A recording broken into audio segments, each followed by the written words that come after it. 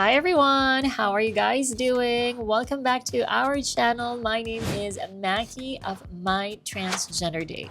If you're new to our channel, please don't forget to subscribe and hit the notification bell so you will get notified once we will upload a new video. I'm excited for today's video because I will be reacting to something that I would say controversial. I am not tired of reacting to these stories, and I am so thankful that my team are so patient about this and loving my reaction. So I do hope that you also love these reaction videos. And so for today's topic, we will be reacting to a topic from a subreddit, Am I Overreacting? I will be linking all these stories in the description so you will be able to read them and comments then if you wanted to check out their Reddit stories. Let's go ahead and dive in and react to this. Am I overreacting? Makes me think of a trending, am I the problem? I guess I'm the problem. Am I the villain? No, I'm just joking. Okay, let's go ahead and react to this. AIO, am I overreacting? Airbnb used anti-LGBT phrase as Wi-Fi password. Anti-LGBT password. I wouldn't be staying in this Airbnb for sure. I would be like, Hey everyone, I recently stayed at an Airbnb and had one of the most infuriating experiences of my life. Who wouldn't? When I arrived at the property, I noticed a frame sign with a Wi-Fi information. The password, LGBTSCK834. At first, I thought I was reading it wrong, but nope, it was exactly what it looked like, a blatant anti-LGBT remark. Maybe it's like LGBT sickening. I don't know what 834 means. Maybe you can tell me. I reported this to Airbnb, and after an investigation, they confirmed that the host deliberately used this password, which violates their non-discrimination policy. Good. But here's the kicker. Airbnb's response was to educate the host and issue a warning. No suspension, no ban, just a slap on the wrist and promise that if the host does something like this again, they might take stronger action. I mean, good thing that you reported this because I would totally be uncomfortable staying in this place. And the fact that Airbnb responded and would be investigating, and it's just fair that they are doing the call out to this person, and hopefully this person won't do it again. I wouldn't bother following up, really. I mean, the fact that as long as the place is safe, I would just make sure that the place is safe, really. I probably say you're overthinking with how Airbnb handled this. Like, I would probably let them take care of it. But I can understand where you're coming from. I followed up with them because I wanted to know exactly how they educated the host and what steps they were taking to prevent something like this from happening again. Their answer, they told me they informed him of what he did. That's it. No additional training, no actual safeguards, just told him that he already knew. There could be policies of a company that they don't have to disclose what necessary actions that they have gone. The fact that they assured you that they have done that, I think, is enough for now. And the fact that you've called them out, ensure that this won't happen again, is already good. And I would not waste my energy, if I were you, to keep on following up and what happened to this. Probably the best thing that you can do, instead of communicating with Airbnb and ensuring what are the things that they have done from your report and from this person, how about leaving a feedback? Let's see if there's a feedback somewhere here.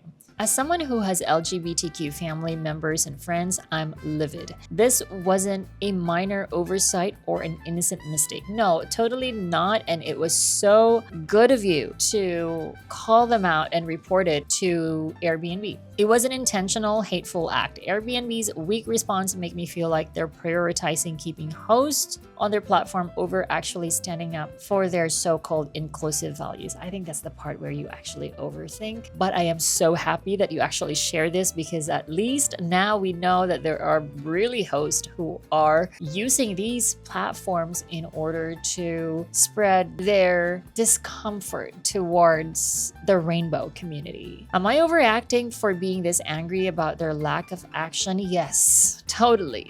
but you are not overreacting towards the fact that you reported it, but you are overreacting that you feel like Airbnb's response was not enough. I'm seriously considering never using Airbnb again, and I feel like I need to share this experience to warn others. Thank you for sharing that with us because this matters so much. What would you do in my situation? Report and leave a feedback. That's it. Let's continue with our next story. Ooh, this is lengthy. Am I overreacting? AIO for telling my parents they need to respect my choice to have a trans-inclusive wedding. No, you are not. No. But let's see whose wedding it is. Maybe it's your parents. I, 30M, I'm getting married next summer. Oh, okay, this is your wedding. Well, no, not at all. It is your wedding. One of my closest friends is a trans woman and she will be in the wedding party as a bridesmaid. Girl!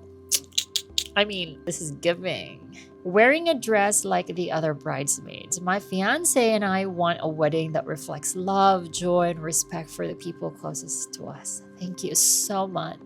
The problem is that my parents were very vocal about not agreeing with this. This is where complications comes in, you know, like letting your best friend, wait, is she the best friend? Closest friend. To be in your wedding or not to be in your wedding just because your parents don't like to, and maybe would become really dramatic if you keep on insisting that your friend will be joining, your parents won't be. They've said outright that including trans person makes a mockery of the wedding. From there, they go off on tangents, bringing up trans saying they shouldn't have to watch it. Okay, I'll be compassionate here. It has also something to do with how the information came across to them. Like, I truly believe that if they are not educated enough and don't have the access to be educated about trans women, then surely they will be forever believe those information that they've got in the past or somewhere, I don't know, like questionable. Which is bizarre because no one is asking them to. And obviously nothing like that is happening at my wedding. A trans person simply existing in a dress at a wedding is not. And I'm wondering why your parents are talking about, like, how come they associate it with right away? Like, I can understand that in the past there were few outlets where trans women are presented the way we are presented now. Usually in the past, we see trans women through. But my question is, why your parents are there? I'm sorry, I'm not trying to be judgmental here, but I am just genuinely curious. Like, how did they know? I have multiple trans friends and one of them happens to be in the wedding party. That's all. My dad has also said he's convinced something bad must have happened to my friend growing. What? That turned her into a doll? That turned her into a queen? Can't we just say that we were born to be dolls? We are born to be queens. Why do you have to say something bad happened? And that if they would just get it together, they'd realize they're not actually trans. Probably something happened to you that made you believe that trans women are the effect to what happened to us in the past. Both my parents also say being trans is immoral. Oh my gosh, we're immortal. You misspelled that. You probably misheard it. They probably are saying they are immortals because we are beautiful, which feels incredibly dismissive and cruel. Every time I ask them to reassure me that they won't make a scene, they refuse to commit. Instead, they tell me they feel called to speak their truth and might use the wedding day itself as a platform to express theirs. That isn't your wedding in the first place. Oh my gosh, like the entitlement, seriously. I mean, I am only reacting to how I am reading this as an outsider, but putting myself in the shoes of this person is like, that's gonna be so difficult, but at the same time, really, the entitlement. I've told them plainly they don't have to agree with everything I believe. Exactly, we can all agree to disagree, but they do need to respect it. The wedding and rehearsal dinner are not the place to debate or undermine me, my fiance, or our friends. And if they can't commit keeping the focus on celebrating and enjoying each other's company and cause a scene, they won't be welcome. There you go. I mean, that would totally be very, very difficult. But if a family member is only trying to make a scene on your special day, what's the point of inviting them? My parents accused me of being manipulative and overreacting. Oh,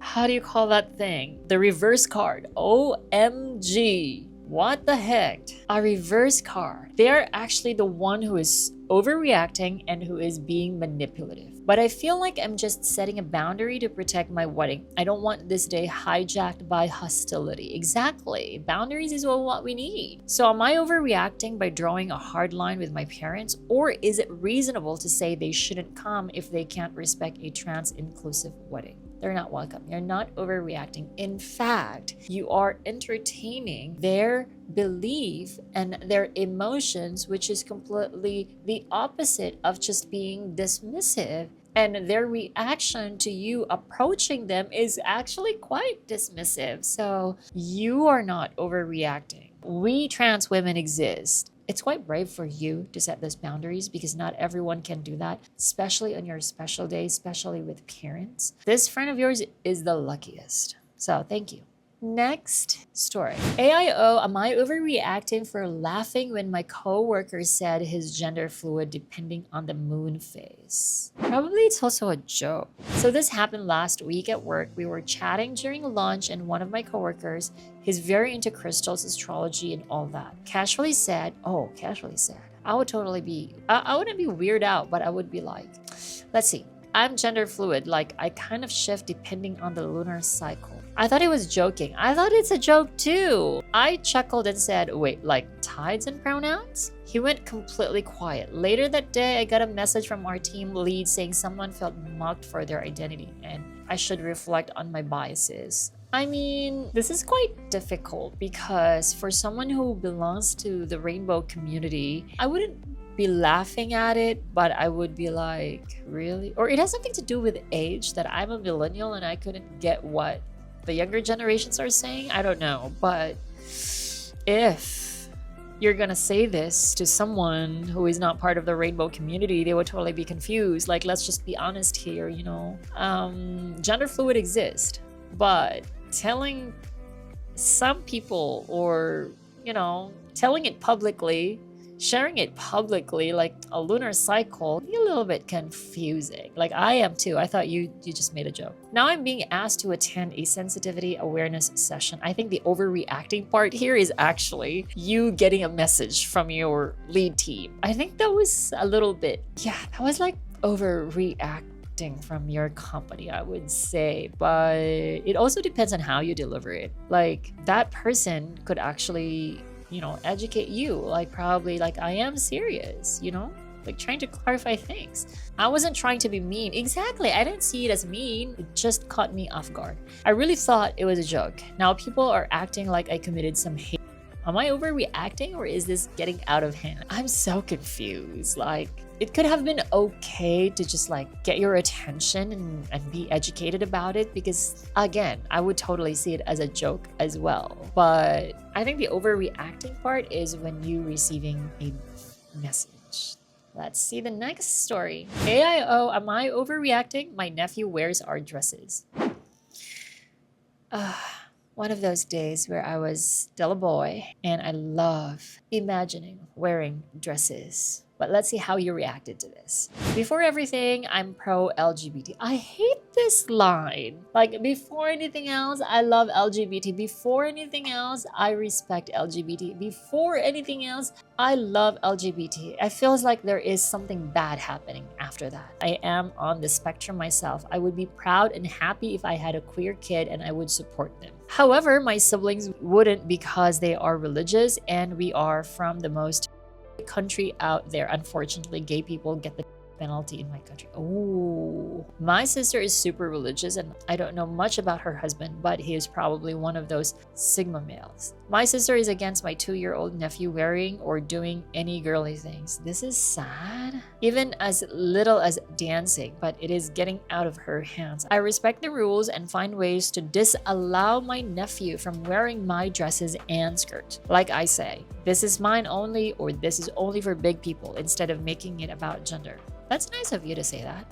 And that's actually a very good way of handling it instead of making it about gender. But it is not working. He likes to take care of baby dolls, put rings on, tie his hair, spin in dresses, and put makeup on, and so on. I believe it is more about him copying us than him trying to be feminine. And I don't regard these things as girly anyways.